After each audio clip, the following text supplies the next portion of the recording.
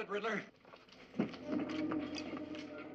Close your eyes for a second. Imagine a television universe where the hero never broods, never bleeds, and never once questions whether society deserves saving. A universe where the greatest threat to civilization is a man in a green leotard leaving riddles taped to mailboxes. Where the caped crusader survives a shark attack with a single aerosol can where punches come with their own font. And where a car that tops out at 45 miles per hour is somehow the most feared vehicle in the city. Now open your eyes, because that universe was absolutely real. Between 1966 and 1968, Batman aired on ABC and completely rewired what audiences thought a superhero could be. It starred Adam West as the most earnest, paradoxically hilarious Batman ever committed to film. Burt Ward as a Robin so enthusiastic he could bench press his own optimism, and a rotating roster of Hollywood legends who all understood the assignment completely. But underneath all the POW bubbles and tilted camera angles, there was a genuinely fascinating show being made. One that nearly didn't exist. One held together by improvised dance moves, painted mustaches, a $1 supercar, and the kind of committed absurdity that only lands when everyone in the room is fully in on the joke. This isn't just trivia. This is the story of how one show broke every rule, almost destroyed itself 3 times,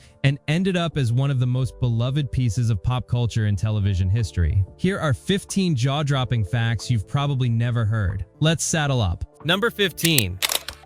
When Caesar Romero was cast as the Joker, the production team made one enormous assumption, that a man playing a white-faced clown villain would shave his mustache. Caesar Romero did not see it that way. By 1966, Romero was a certified Hollywood legend, a leading man since the 1930s whose suave, carefully groomed image had been central to his identity for 3 decades. His mustache wasn't just facial hair. It was Caesar Romero. And Caesar Romero was not shaving it for a comic book villain. Not even a famous one. So the makeup department did the only logical thing. They painted over it. Layers of thick white grease paint went directly onto the hair, coating every strand until, in theory, it disappeared under the clown makeup. On the grainy tube televisions of 1966, the illusion mostly held. Millions of viewers watched Romero cackle and scheme without spotting a single hair. Then came high definition. When the series was remastered for Blu-ray decades later, the mustache revealed itself completely. Every hair, a ghostly gray outline haunting the edges of Romero's white-painted smile, proudly refusing to be erased. And here's the beautiful part. Nobody really cared. The show didn't reshoot. They just kept going. A Joker who showed up to commit theatrical crimes while wearing a rushed cosmetic job actually fit the character perfectly. In any other production, this is a continuity nightmare. On Batman 1966, it became a feature. Caesar Romero brought his mustache to Gotham, and Gotham was better for it. Number 14.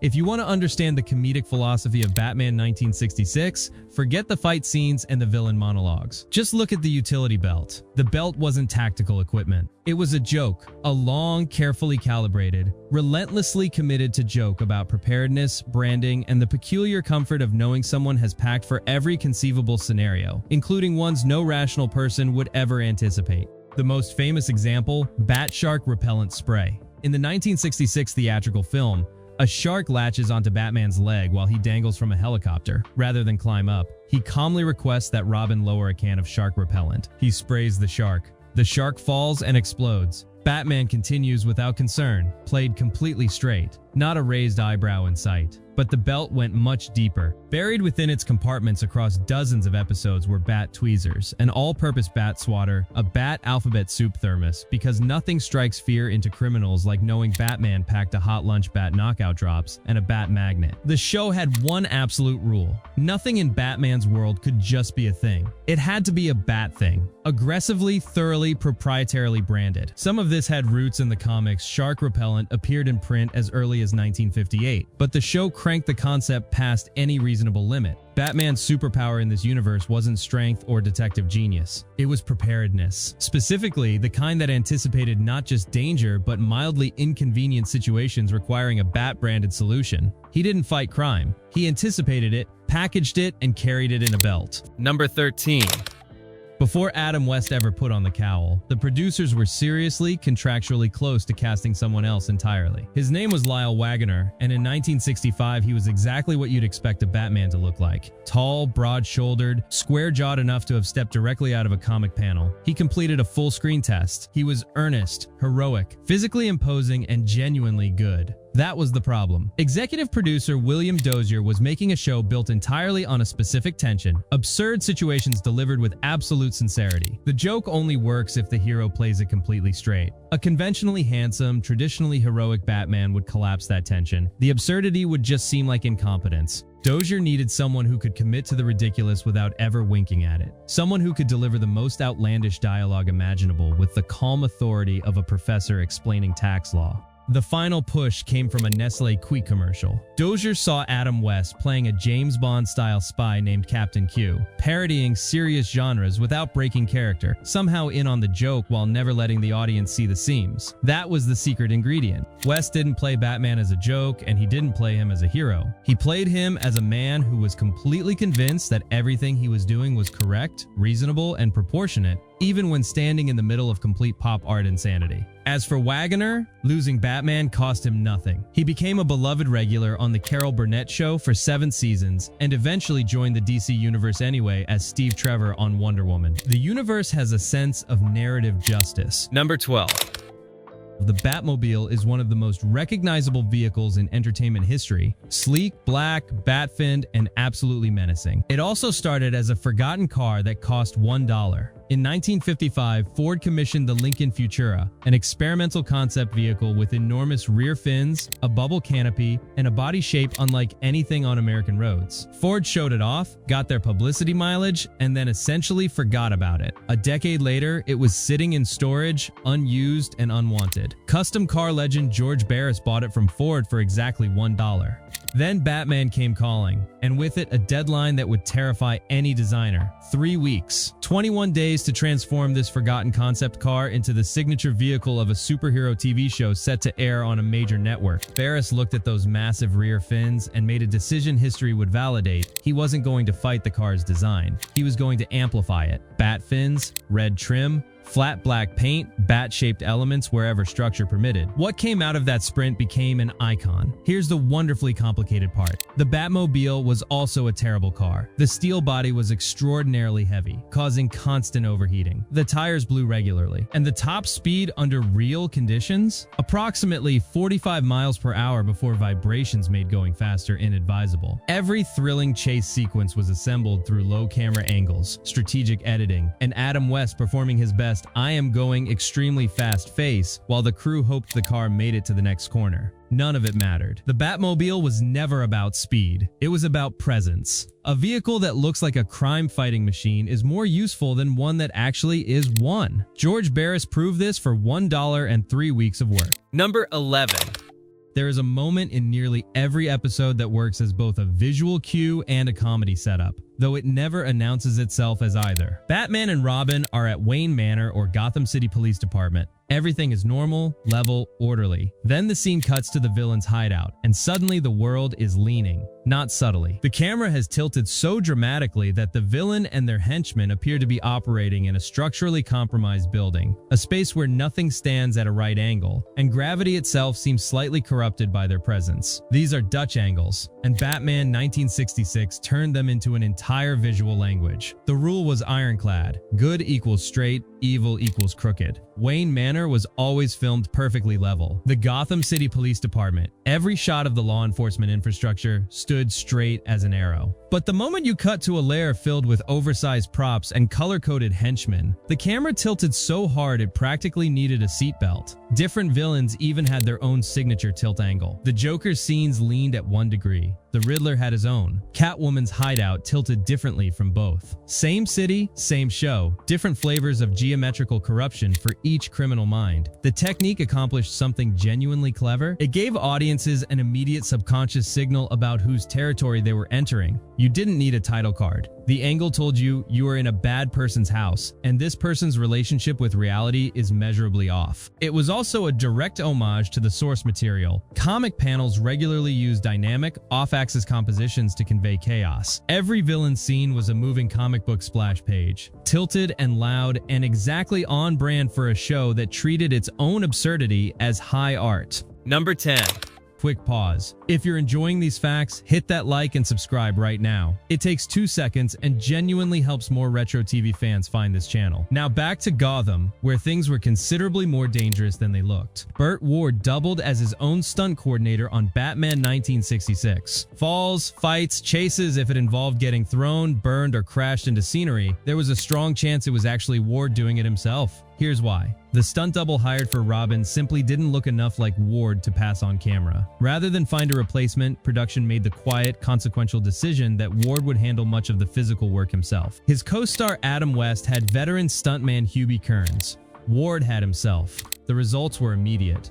Ward later revealed he spent 4 out of 5 days during his first week on set in the emergency room. 4 out of 5. In the very first production episode, the Batmobile took a sharp turn, and the door flew open. Ward was launched directly onto the pavement. The atomic turbine sequences, those dramatic sparks and fire moments at the start of chase scenes, were completely real and regularly scorched Ward's cape and, occasionally, Ward. During one stunt, he was supposed to crash through a breakaway sign designed to collapse on impact. The sign did not break. Ward did. The impact left him with chipped teeth and bruised ribs. Production kept rolling. Ward later joked that the studio's long-term plan appeared to be determining whether they could finish him off before the end of the season. Every wide-eyed grin and enthusiastic exclamation from Robin hits a little differently when you know what it cost. The Boy Wonder earned every single one of those battle scars. Number 9.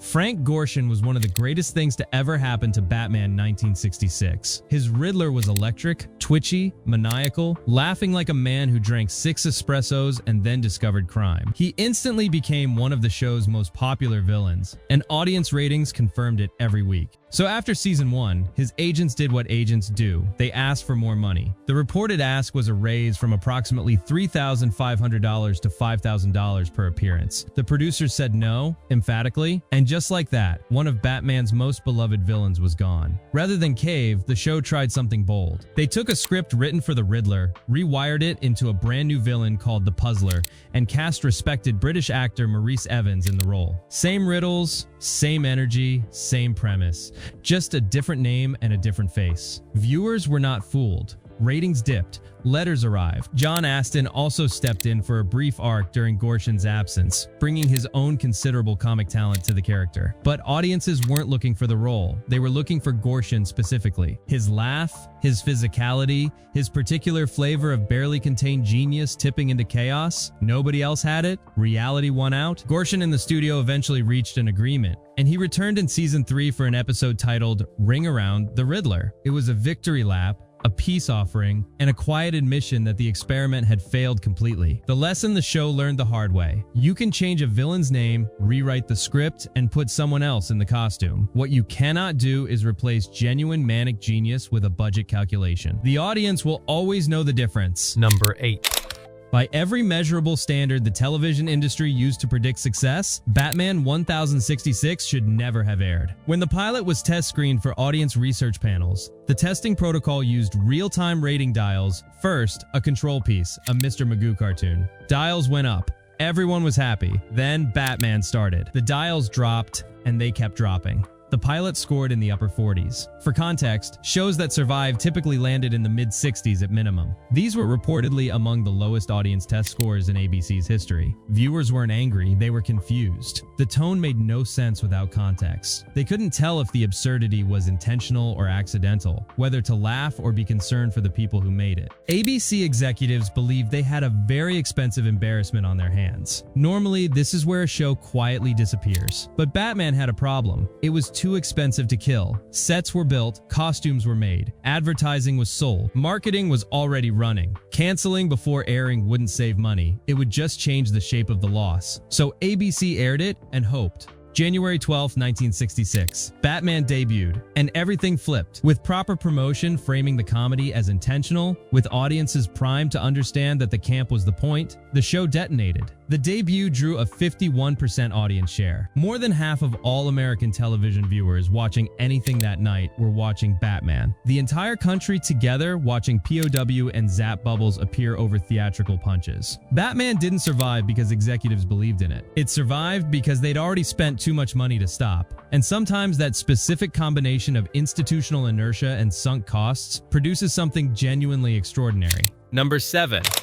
By 1967, the cultural moment that had made Batman a national phenomenon was beginning to cool. Ratings were slipping, not catastrophically, but enough for ABC to deliver the message every showrunner dreads: change something or we cancel everything. The producers reached for a classic television survival move: add a character. Specifically, add a character representing a demographic the show wasn't capturing. That character was Batgirl, and the actress was Yvonne Craig. Craig arrived in Season 3 as Barbara Gordon, Commissioner Gordon's daughter, who moonlights as a purple-costumed crime fighter on a sleek motorcycle. She was explicitly framed as a capable, independent female presence. Smart, athletic, appear to Batman rather than a sidekick. To convince ABC it would work, producers filmed a standalone 8-minute presentation demonstrating Batgirl alongside the existing cast. The pitch landed. Batman got renewed for one final season. Then television irony struck. The stated goal was to attract young female viewers. What actually happened was that male viewership jumped significantly. Batgirl's athletic confidence, motorcycle entrances, and Craig's background as a trained ballerina produced an immediate impact on a demographic the show hadn't been targeting. The fathers in households who had been watching with partial attention suddenly became very attentive viewers. The network quietly stopped asking too many questions about why Batgirl didn't save Batman permanently.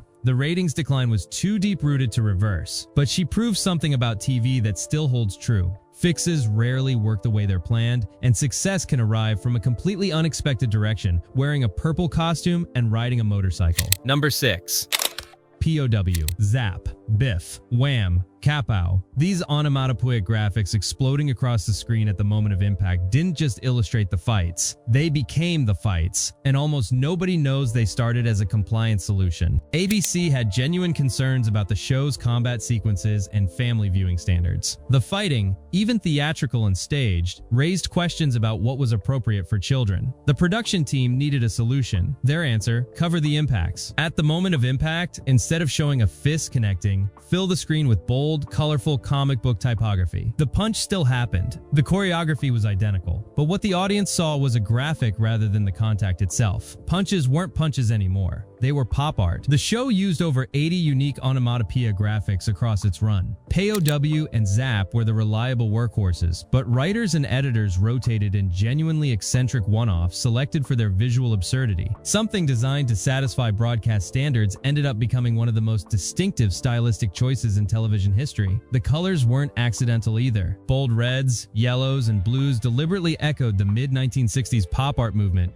the aesthetic of artists like Roy Lichtenstein and Andy Warhol. Every fight became a moving gallery piece. There was also a purely practical dimension. The graphics were added in post-production. Adam West and Burt Ward had to film the entire fight choreography swinging at empty air, timing every punch and reaction against an invisible editing beat, trusting editors to drop the right word in the right place afterward. Every fight you've ever watched was, from the performer's perspective, precisely timed pantomime. Number 5. If this countdown is entertaining you, take 5 seconds to hit like and subscribe. It genuinely helps the channel reach more fans of classic TV. Now, here's one of the most quietly radical financial policies in Hollywood history. Every special guest villain on Batman 1966 was paid exactly $1,250 per half-hour episode. Since villain storylines almost always ran across a Wednesday-Thursday cliffhanger structure, that meant $2,500 total for a complete story arc. No negotiation, no escalation for stardom, no premium for prestige, equal contract for everyone. And here is the remarkable part. That rate applied whether you were a working character actor or a certified cultural legend. Vincent Price, horror icon, distinctive voice, genuine Hollywood royalty, received $2,500 for his appearance as Egghead. Liberace, one of the highest paid entertainers in Las Vegas history, got the same rate. Eli Wallach, an Academy Award-nominated dramatic actor with decades of serious artistic credentials, also walked away with $2,500. They all accepted it. Why? Because Batman in 1966 was the hottest thing in American television. Appearing on it wasn't just a paycheck, it was a cultural statement. A signal that you were in on the joke, capable of committing to something gleefully ridiculous with complete conviction. Vincent Price got to be Egghead, making egg puns in every single scene while surrounded by giant egg props, and he clearly had the time of his life. The flat rate gave established actors permission to do something entirely different from their usual work, and they embraced it. The producer's calculation was brilliant. Equal pay removes the leverage that makes talent difficult. Nobody can threaten to walk because someone else got more. The show stays in control of its own creative direction. You could conquer Gotham. You could not conquer the contract. Number 4.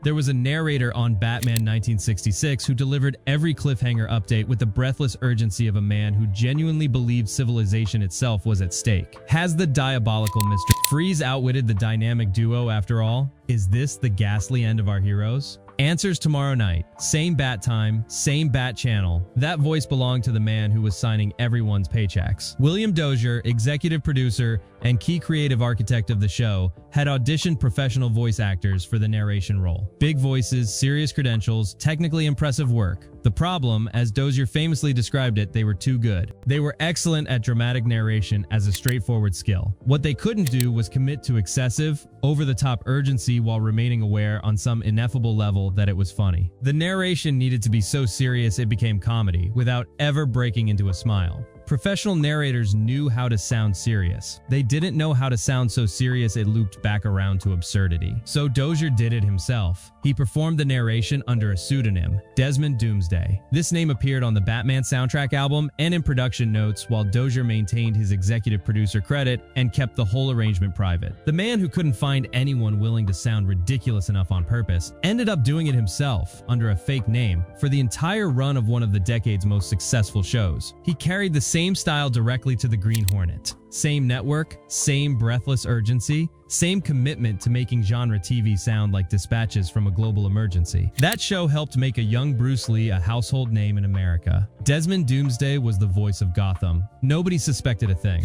Number 3.